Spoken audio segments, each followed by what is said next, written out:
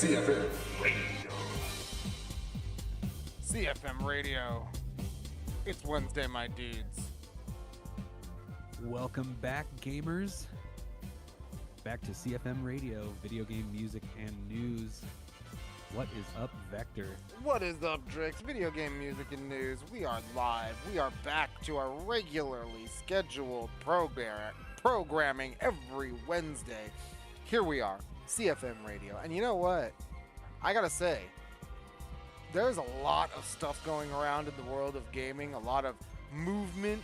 Got Jason Schreier over here saying that there's a lot of mismanagement in the industry. But you know what, Drix? There's also a good bit going on between you and me because we both have been streaming like crazy.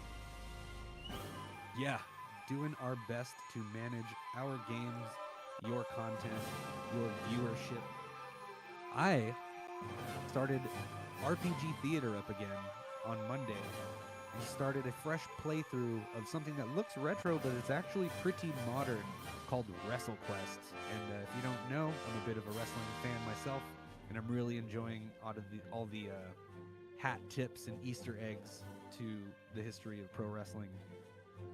You know what? And I was watching that with you there on Monday when you were playing. And you know what, Drix? There's a lot of love in that game, right? So much, like you're saying, tip of the hats, not only to pro wrestling, but to old school RPGs. There are so many little in-combat systems, and not only is the combat RPGified, the whole wrestling experience is RPGified, right? Oh yeah, you gotta cut a promo, you gotta do your ring entrance, you gotta talk all that smack and get in-battle buffs for your wrestling heroes. A lot of fun, a lot of timed commands, bouncing people off the ropes, setting up tag team moves with different characters that join your party. It's pretty cool, and I'm loving it so far. It feels almost like a collection of mini games, but in a really, really, really well executed and fun way. Yeah. Also, kudos to voice actor extraordinaire Patrick Hickey Jr., friend of the show, doing a lot of solid Macho Man Randy Savage on that one. Sure, yeah. Gets me saying, oh yeah. Absolutely. Thank you, Patrick Hickey Jr., very much. Like you're saying, friend of the show. And you know what? He does sound great in WrestleQuest. You could tell he, again, another one of those things, getting a real wrestling fan to get in there and put a lot of heart behind these impressions. Feels great and looks great to play. Yeah, definitely a lot of fun. I can't wait to see where this takes me. And it's hilarious that the main character that I'm playing as doesn't really know the wrestling's kind of scripted, but everybody around him is just kind of like, okay, sure, yeah, it's real. But the battles that I'm taking part in surely aren't scripted, because I got to pick and choose and duke it out, turn-based RPG style. Very much so. It's really, really cool to see. And Drix, are you going to be playing that again for us next Monday? 2 weeks from now. Let me get the date after I pull up this next track. The date for the next RPG Theater is going to be February the 3rd. And I started a little early last time, but we're probably going to pick it up again at 8 p.m. on Monday, February 3rd. 8 p.m. Monday. That's going to be awesome. So don't you worry. We're going to just take a quick break from RPG Theater. What, just for about 2 weeks, you said? 1 week. It's 1 week, yeah. Every other Monday. Every other Monday, yes. Sometimes I dedicate my Monday nights to Pinball League. Of course, Pinball League. Very important. As we say here at CFM Radio, every time support your local gaming scenes, your local mom and pop shops, all of those kinds of things. Because you know what? All those people love video games too, and they love gaming just as much as you. And it's always great to make sure that you know exactly who you can game with. Yeah, and even if you're not the most competitive player in, trading card games, pinball, video games, fighting games, anything, just show up, because part of it's just a social club. Yep. It's kind of tough to meet people as an adult with common interests and things like that. So if you got something in common, go participate, hang out with some new faces, and get to know the scene a little bit. Absolutely. And you know what? Really quick, before I jump into what I've been doing in my streaming schedule for the week, it will be, I do have to say, make a point. It is a big discussion in the fighting game community right now, the third space, right? Locals and all that kind of stuff. Hey, guess what, guys? Yeah. Well, it's just like Drix is saying. When push comes to shove, you just need to make sure that even if there might not be like either time or setups or resources for too many casuals at your locals, just make sure that you're getting the time in to really interact with the people around you, because it always pays to make sure that you are playing against and learning from people in the games that you love at your skill level. Yeah, absolutely. I would not have gotten any better these last few years if I hadn't been showing up and watching some of the best. And, most of them are very nice, very cool, even if they are, what nerdy you might say. But they would love to help you out with some tips and tricks. And nobody's really gatekeeping a lot of this knowledge, even with like Street Fighter and Tekken moves and stuff. It's like, we want you to know what a neutral is, so you can be at your best when I beat you. Exactly. No one likes to just take, unless you're like, one of these people who's just like, oh yeah, I fucking farm my locals. No one wants to be the guy who just takes everyone's money for free, right? But yeah, exactly. No, we want to have to earn that. Absolutely. That payout. And you know what? That competitive spirit, I've been doing it a lot online, playing a lot of Marvel Rivals. Every Tuesday, the grind live is back. Playing Marvel Rivals, we're on that platinum grind, trying to get through platinum into diamond. I tried to get to it today, but you know what? We went up against some stiff competition. Just a lot of situations where the healing that I tried to do just wasn't enough. And you know what? There were times where I even tried to tank, and you know what? You can only do as much as you can, as much as you think you can do in that moment, and there's always time to just go back and check out the tapes, which is what I normally do, and I just try to reflect. You come into if you do stop by the streams on Tuesdays, a lot of it is trying to talk kind of myself through the best ideas and the best course of action in that moment. So it's always a lot of fun though, because it's fun to see not only the all the funny names that you come across in these lobbies, but sometimes the same people show up. Like I said, I'm in platinum. I think I'm still in the top 10% of people. So every so often, 2-3 games go by, I will run into the same people. And sometimes we're on the same team. Sometimes we're facing off. And that, again, is one of those things where the little bit of community building, right? Just that tiny extra bit of community building. Hey, I recognize that guy, right? Yeah, sometimes you got to be Captain America yourself and assemble your own Avengers. I know my preferred way to play Dota is with a team of 5, with at least 3 of them, on Discord and voice chat. Oh, absolutely. Communication is key too, especially in these team-based brawls. Absolutely, and it's actually funny because I do most of my team play. You know this, Drix. I do most of my team play in Marvel Rivals off stream.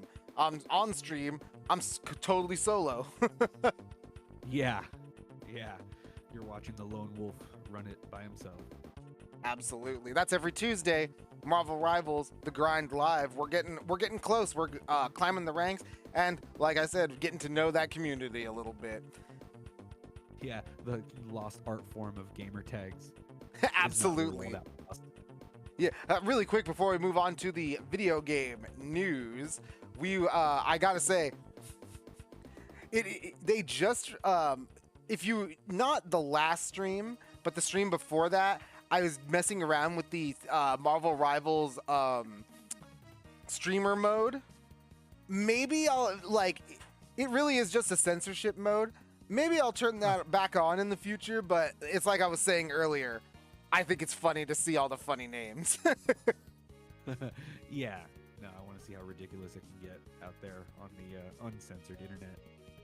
And you know what? I think that's a good segue into gaming news. To some gaming news. Yeah, let's do it. I hear we weren't the last 2024 Game of the Year show, huh? No, actually, Drix, the CFM Awards were last week, but yesterday, New York City had its own Game Awards. That's right, the prestigious, the Big Apple's prestigious honors event honors names and games of the previous year, 2024, with their mission statement reading, quote, New York Video Game Critics Circle's goals are to promote education within the worlds of video game writing and journalism in the New York City area. Yeah, that's something I can get behind, even over here on the West Coast. Absolutely. And you know what? Some highlights from that show include the Big Apple Award for Best Game of the Year, Astrobot, the Herman Melville Award for Best Writing in a Game, Metaphor Refantasio, the Tin Pan Alley Award for Best Music in a Game, which is Astrobot, crazy enough. Wow. Chumley's Speakeasy Award for Best Hidden Gem, Mouthwashing, which our good buddy Wonder Chef, he was, Wonder Chef Cooks, he loved that game. Yeah. Looks pretty cool from the guy who told me about Lethal Company on the previous CFM Awards show. That was quite the indie title. Nice psychological horror, short and sweet from what I hear, but yeah, well deserved. Absolutely. Hidden gem, especially since Chef picked it as his surprise hit of the year. Surprise hit of the year, and this is one of the things that I wanted to highlight from the New York City Game Awards. The Knickerbocker Award for Best Games Journalism was Simone D. Rochefort and Clayton Ashley for their documentary The Great Game, The Making of Spycraft. That's a full Polygon documentary, and you can watch it right now on YouTube. Nice. Yeah. More documentaries about games. Study the fun. Learn it. Live it. Love it. Absolutely. And you know what? Right before we're going to jump into some more music for everybody here. But right before we do, we are going to double check over here, because over on the YouTube world, we have an interesting video from a former Bioware dev, Mark Dara. He worked at Bioware from, I believe, 94 into 2021, and he expressed an interesting sentiment on his latest video, which is titled, quote, Dragon Age, the Veilguard has shipped. Now what? Huh. Now what indeed? Do you just sit back and wait to be famous, or what? Absolutely. Hey, you know what? I don't know if they need to sit back and wait for that. I think it already happened. But it's interesting. There was a EA, I think either today or yesterday, came out and confirmed with finality that the game did underperform. Oh no. So, Haven't heard that one before. Haven't heard that one before. Even So from the Final Fantasies of the world. Oh my god. So so Dara in this video though, he explains how BioWare has been constantly doubling or tripling down on projects, and about how that practice has cut off routes internally for an individual dev to move up. He goes on to say that, at one point they were developing like 2 or 3 games at one time, or 4 or 5 games at one time, and then 2 or 3 games with 3 or 4 DLCs. And then it got all the way to the point where he makes this point pretty succinctly. Mass Effect Andromeda was a pretty big game of theirs, and it ended up not having DLC, like a meaningful DLC pack. And he said in this latest video, that these projects, or that these routes, such as being a project lead on a DLC, are important milestones in a game dev's career, because they allow them to say, hey, you know what, I was a project lead on this. Yeah, it was a DLC, but you know what, it's like my own thing, and next thing you know, you're leading a game. You know what I mean? An indie game of your own. Yeah. It's a stepping stone in a career path, so might be important for some people who really need that. Yeah, and to just pull that, and in this video, Mike Dara goes into it, and Mark Dara goes into it, and it's pretty interesting just how many legs kept getting knocked out from BioWare because they were really trying to pursue these huge blockbusters. Jade Empire, Knights of the Old Republic, Dragon Age 2, Mass Effect 2, all these games all at the same time. Anthem. Wow. I can barely play more than one RPG at a time. Yeah. I gotta make them. And so now he says with Bioware focus everything on Mass Effect, hopefully, he says it should be an overall stronger product because he thinks that not only will those roots come back, but since Bioware has been so fragmented for so long, especially he did make an emphasis on their MMORPG wing. He did say that now with their full concentration, should be a pretty good product. Well, all right. I am, for one, am excited for another Mass Effect because that is a really fun universe to do sci-fi shit in. Indeed, I do love some Mass Effect, but you know, Drix, I love just as much. What is that now? This awesome retro track that we're listening to. What is it? Yeah, this is a Nintendo Entertainment System classic. We're listening to Batman, a song called Streets of Gotham. Streets of Gotham, CFM Radio. We'll be back. CFM Radio.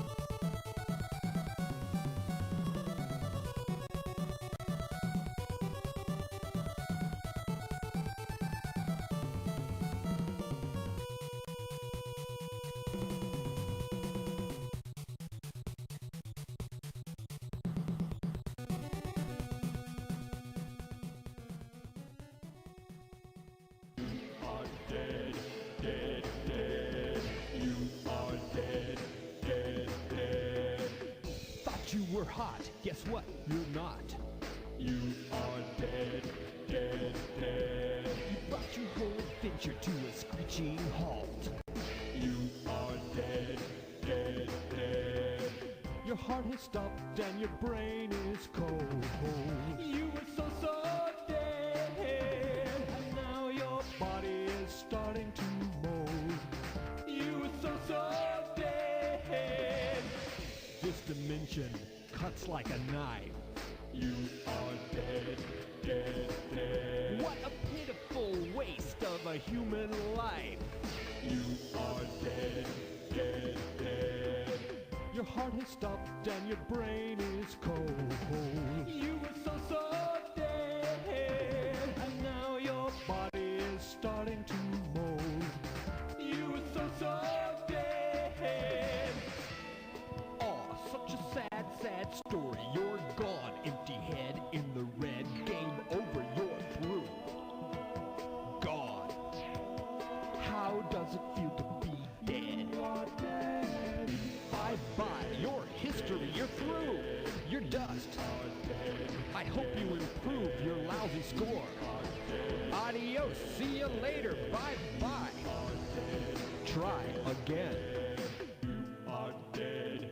Dead, dead, you are dead, dead, dead, you are dead, dead, dead, you are dead, dead, dead, you are dead, dead, dead, you are dead, dead, dead, you are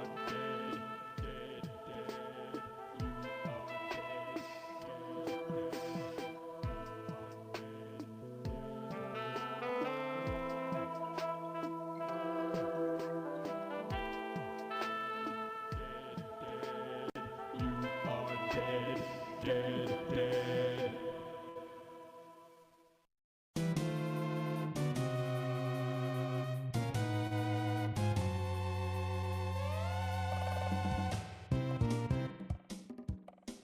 CFM Radio. CFM Radio, we are back. That was from a PC game called Total Distortion, a song, if you can believe it, called You Are Dead. Dead. Yes. Total Distortion, a classic. Can't imagine hearing that one after I die. And you know what, Drix?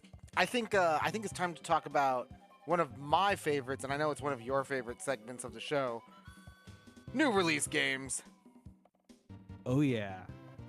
In efforts to remain optimistic, we always got some new games to look forward to, and we're bringing them to you every week here on CFM Radio. Every week, CFM Radio, we're giving you the latest and greatest, and one of the latest and greatest things in gaming is new games. So, and Drix, new year, new games, right? And of course, we've got new releases, and there's only a few, along with the PC release of the Final Fantasy VII Rebirth port, as you're seeing right now on the screen. But we already talked about that last week. It was Drix's game of the year for 2024. Oh yeah, good times, still playing through it. I still have a trifecta of Final Fantasy VII Rebirth, Like a Dragon, Infinite Wealth, and Visions of Mana, contributing to my too many RPGs disease. Woo-hoo. And boy, oh boy, was it a crazy RPG year. But you know what? We are going to jump into this year with some action. And it might not be the action that you think it is, because it's some old school action. It is Star Wars Episode 1 Jedi Power Battles Remastered.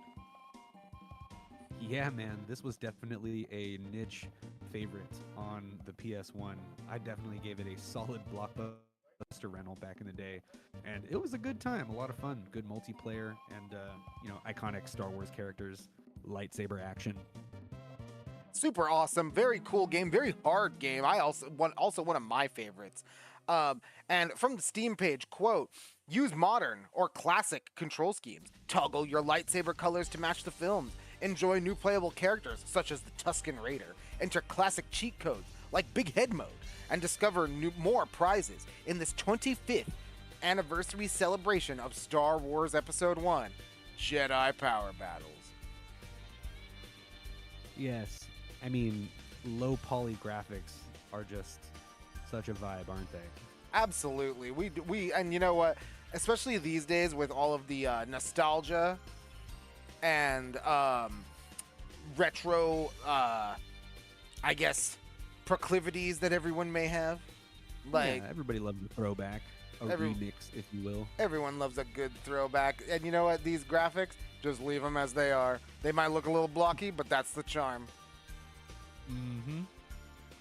And that is releases tomorrow, January 23rd, for PS4, PS5, Xbox One, Xbox Series, consoles, Nintendo Switch, and PC, for everything. All of it. Next up, we have Synduality, Echo of Ada.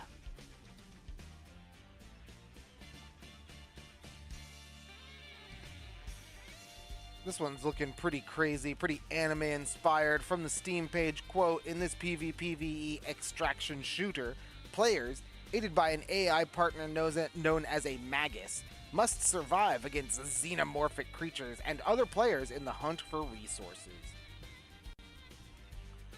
Oh yeah, thanks to Bandai Namco. I was actually slipped a couple of ads for this already. Looks pretty interesting, you know. Definitely tagged with anime and for fans of that. Absolutely, and you know what? I don't know if I like a good extraction shooter every now and again. I might give it a shot. It's $40, but yeah, you throw some mechs in there, you know, giant robots and the like, and I'm pretty sold. I'll at least give it the old college try. Right. You know, Synduality. Table. Yeah, right. What makes your hero shooter different? Yeah, and gives it. I actually enjoy the idea of the extraction shooter because I like player versus player in an environment that really is like has a lot of monsters and stuff and mobs going on, right? Like, yeah, I'm a big fan of creep killing and yes, experience and gold gaining. Creep killing absolutely is one of those one of the time honored things that I love. And Synduality Echo of Ada also hits PC, PS5, and Xbox Series consoles tomorrow, Thursday, January 23rd. Yeah, packed Thursday for game releases. Absolutely. And you know what, Drix? We have a big story from gamesindustry.biz. They talk a lot about the GDC 2024 and the survey that they conducted. And from that survey, we got a lot of interesting information. But before we jump into that, what is this nice little comforting tune you're playing, Drix? This is from the return of a franchise called Monster Boy. This is Monster Boy and the Cursed Kingdom, a song called Deadwood Graveyard. Deadwood Graveyard, CFM Radio. We'll be back. CFM Radio.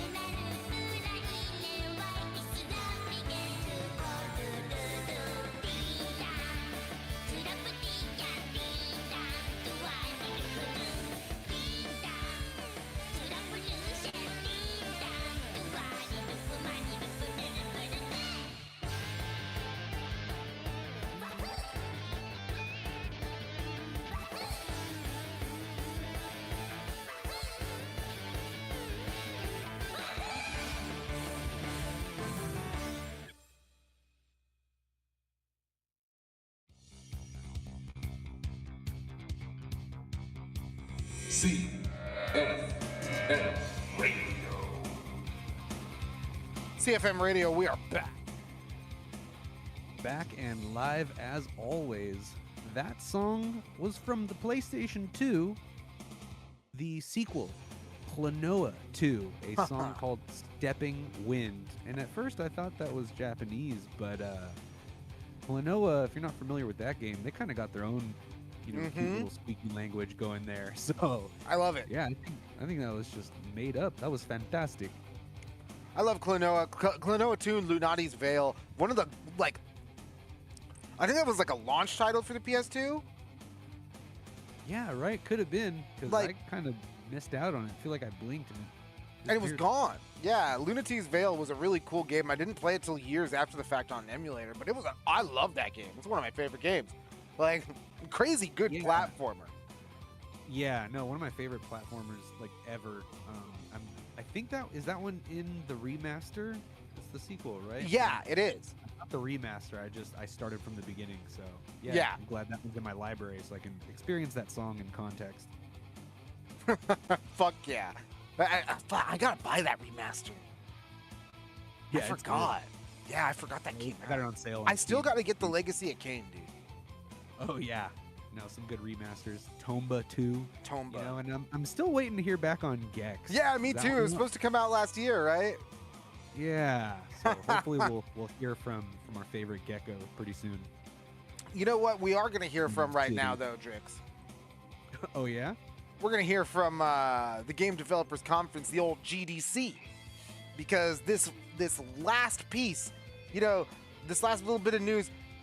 Before we go into it, I gotta say, I'm not gonna say what article it is, but there's this article by let's just call it a very reputable American publication, and it is being puffed up by one Jason Schreier, and it's all about the mismanagement of the video game industry and about how that led to layoffs and all this other crazy drama. But you know what, Drake? There was a littler article that came out just yesterday that hits a little closer to home from GamesIndustry.biz. Ooh, yeah. Let's hear from the boots on the ground. The article, it's titled, quote, GDC survey, 41% of developers affected by layoffs in 2024. This one does more than just state the numbers like it says in the title. It goes into the feedback. Yeah, they actually conducted a survey.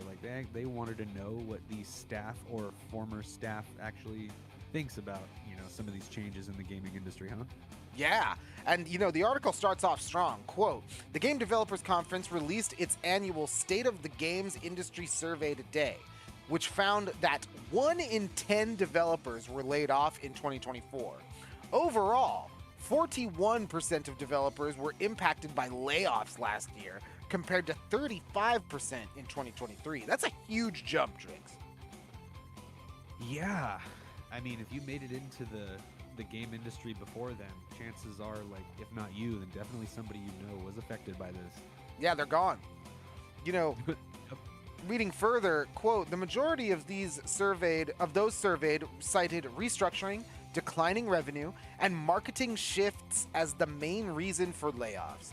GDC asked developers why they thought layoffs continue to affect the industry, with many placing the blame on specific issues like COVID-era overexpansion, rising production costs, declining player interest, unrealistic expectations for the, quote, next big hit, poor leadership, and mismanagement. Yeah, that's quite the perfect storm, and I'm sure most companies have all of the above, even in the smallest little pockets and corners. Like we were saying earlier, Drix, Jason Schreier, the latest piece he's going on about is all about the mismanagement of the video games industry. This, from the developers themselves, it sounds like mismanagement was rampant. Yeah, I mean, in any industry, in any business, we're always trying to hyper-optimize, right? I mean, I don't know, Drix. I don't know. From just a pragmatic point of view, how do you optimize for, quote, the next big hit? Yeah. What even is that? Yeah. I mean, be realistic. Maybe. Maybe. I don't know. It's a it's anything creative too. Yeah. Especially we're trying to make like art, so you can never be 100% completely sure that like something is going to go a certain way, and there's always going to be some hand in it saying, oh, should have did this, should have did that. Hindsight is 2020 and all that. Yeah, no, because again, we saw rampant examples of this last year. Concord being just the most prolific. Yes. If just the most prolific, but definitely not the only one. Yeah, I'm thinking X Defiant too. We were talking about on the CFM Award. Redfall. Yeah, definitely. Yeah. Sometimes you really think you're gonna hit the mark, only to be disappointed. Happens to all of us, really, but some at a much greater financial cost than others. And it goes into going into the roles most affected. Quote: the job role most affected by redundancies in 2024 was in game narrative at 19%. Despite this segment seeing the most year-on-year growth from 14% to 17 in 2024 to 17% today. Wow. And yeah, Writers or something along those lines, right? Probably one of the first things on the chopping block to go after things like Chat GPT show up. I mean, not only writers, but I think you would call them story architects, right? Not just because you're not just you're not just trying to write things. It's not like point A to point B. It's not a book. A lot of these games have like multiple branching paths, so you need to like. It's one of those things where it's like once the concept for those narratives is like set in stone, sounds like a lot of those guys just get milked dry and then let go. Yeah, or maybe it's a too many cooks situation. I can see how some things. Hey, the next big thing, right? Like, yeah, it's like you don't really need to do this by a committee. Like as long as like the creative vision is good and makes sense, then like why invite more people to the party if they're not really going to kind of dig in and grasp the story or whatever it is you're trying to push out there creatively. Yeah, exactly. And for reading further, quote: there was a increase in developers working for AAA studios, dropping from 18% to 15%. Of that percentage, almost half of the developers work at studios with over 250 employees. In comparison, over half of indie developers work for studios with 20 staff or fewer.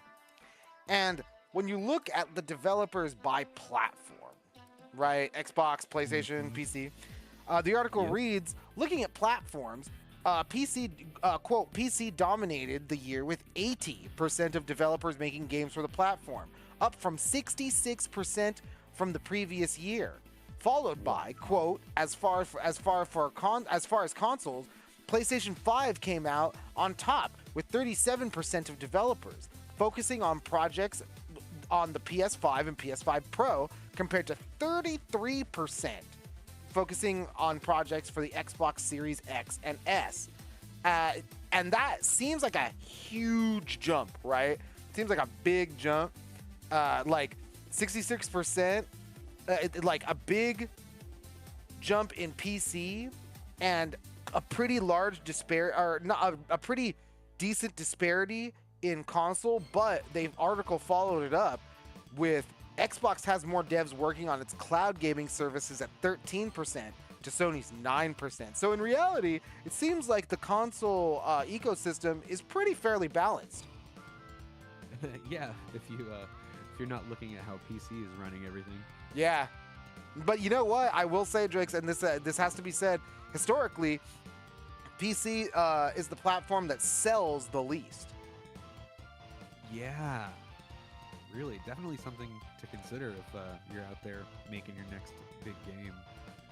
And finally, live service games were also a hot topic.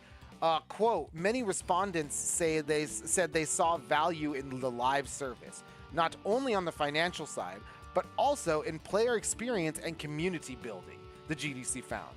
Quote, others noted their concerns about declining player interest, creative stagnation, predatory practices, and microtransactions.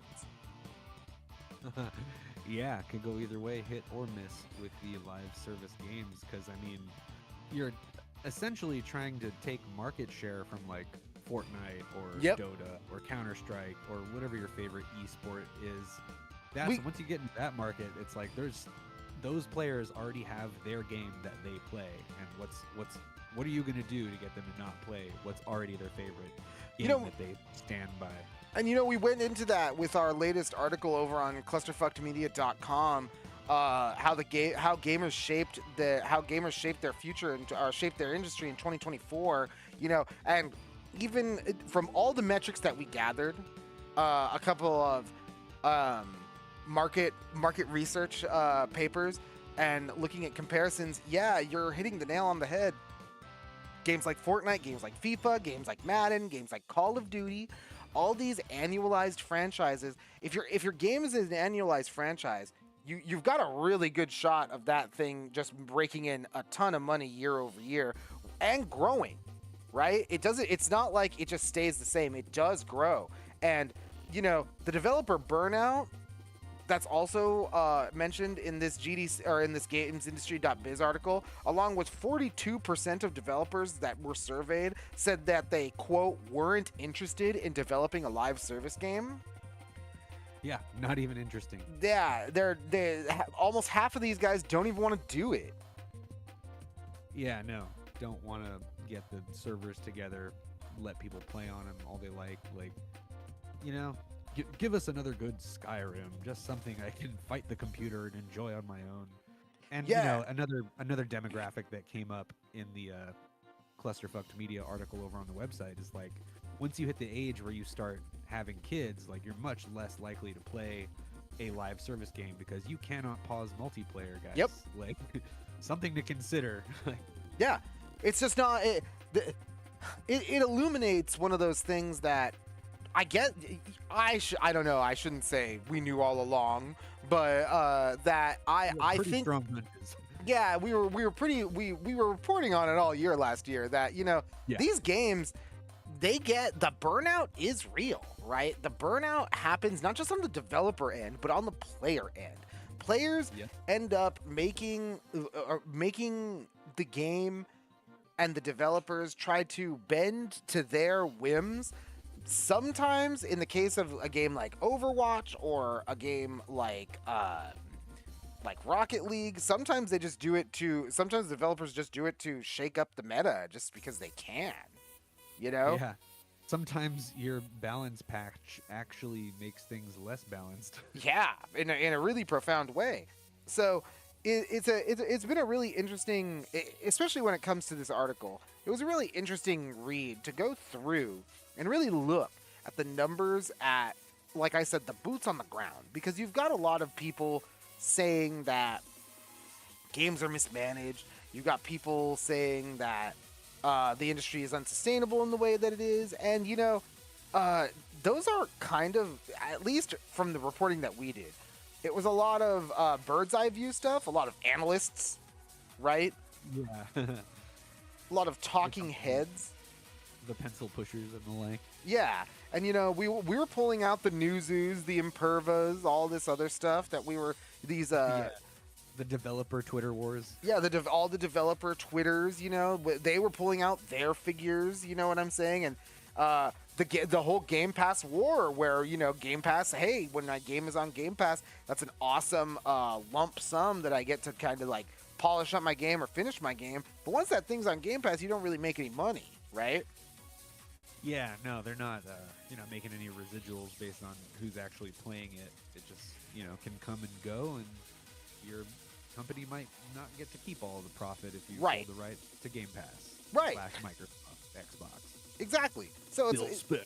the good old Philly Spence. Hey, you know what? Remember, everything's an Xbox. Everything can be played on your. Everything can be played through Game Pass through the cloud.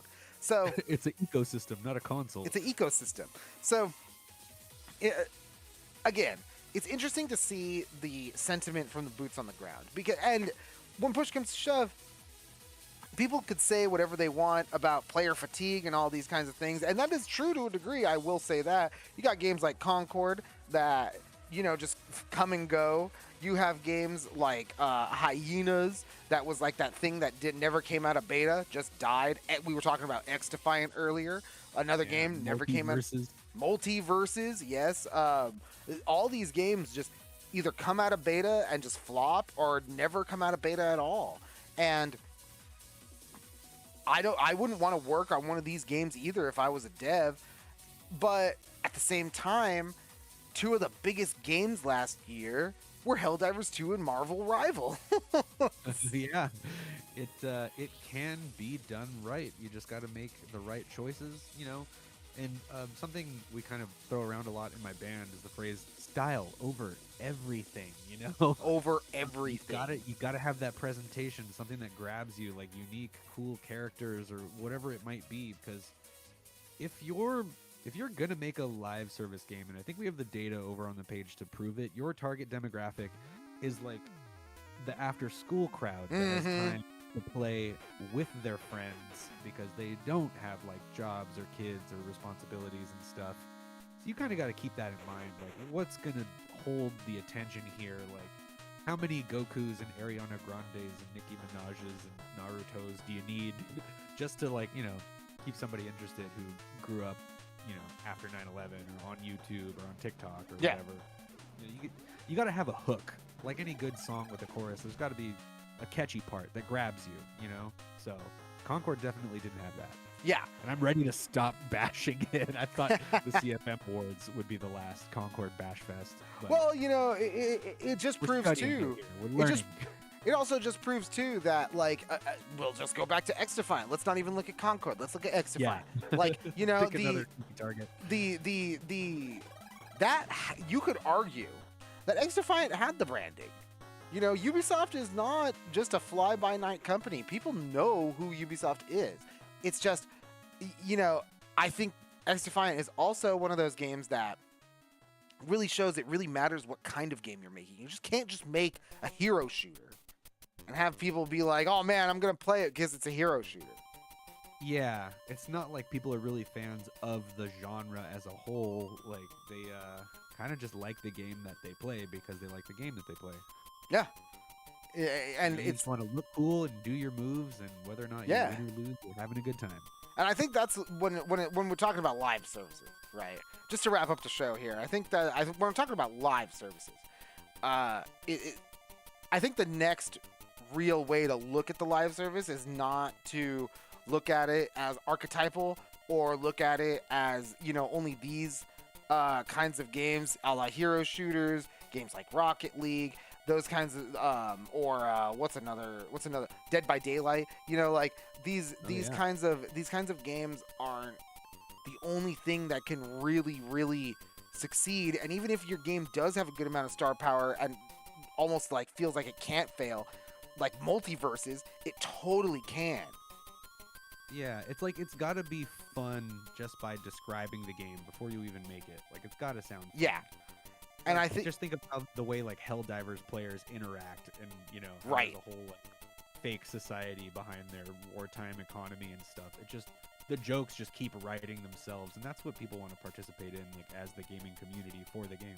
Yeah, people want to get invested, and they all, while playing with their friends, and all work towards some sort of cooperative goal that even if you fail, feels rewarding. Yeah, even if your stratagem wipes out your whole squad, at least you'll all get a good laugh at it. Exactly. And you know what? I think that the barrier that you break is that, what is that kind of game? Helldivers 2 definitely feels like one of those kinds of games. Marvel Rivals has the, I always say it, where's the skin suit of a game like Overwatch, but it really more has the DNA of a game like Paladins or even Dota. Like, you know, it's a very, very much, a genre bending game when you actually put your hands on it. So yeah, this character plays like a fighting game, and this character's combo plays like a total mage, and like doesn't even do direct combat. And then you got your flankers, each with your, they're all so specialized that like the easy characters are fun, but like you can spend a lot of time and get really deep with the really technical ones. Yeah, like Spider-Man. So, yeah. So it's, you know, that's one of the ways where it's pretty cool to have something for everyone, and it doesn't hurt to have, like, the biggest name in comic books and all their most famous characters there either. And Even some you haven't heard of. Yeah, exactly. And some that you like, some that are brand new. But you know what? I think some would call that the end of the show. And I gotta say, right before we go, it's great to be back. It's great to be back on Wednesdays. It's great to be back. Looking forward to every new week in this crazy industry. And it's little things like this. So, again, CFM, clusterfuckmedia.com. Check out the latest article on there, because you saw what the pencil pushers and the eggheads wanted and what they thought was going to happen and how they think. We just told you how the GDC actually felt about their industry last year. Yeah, and I gotta go check out that Astrobot soundtrack now. Yeah, right. I just got to check out next. I feel so dumb for not pulling the trigger on Astrobot. Next time I see that game, I just got to buy it. Yeah. Yep, absolutely. Flagship. Sony the game. Here's all your favorite characters and cameos, and apparently a lot of good music too, so maybe I'll play some on the show soon. And that'll do it from us. Thank you very much. Remember, not next week, but the week after, Monday, 8 p.m., RPG Theater, WrestleQuest. Great, awesome pixel Wrestle RPG. Every Tuesday, that's the Grind Live. We're grinding Marvel Rivals, gonna see if we can push the diamond ceiling, bust it wide open next week on Tuesday. And don't forget, again, every Wednesday, you got us right here, CFM Radio, video game music and news. It's all the best. It's all condensed, and it's all right here every Wednesday. Yes, come get informed, educated, and entertained, and dance along to these sweet VGM tracks that I like to bring you every week. And with that, we'll see you next week. Have a good night, everyone. Good night.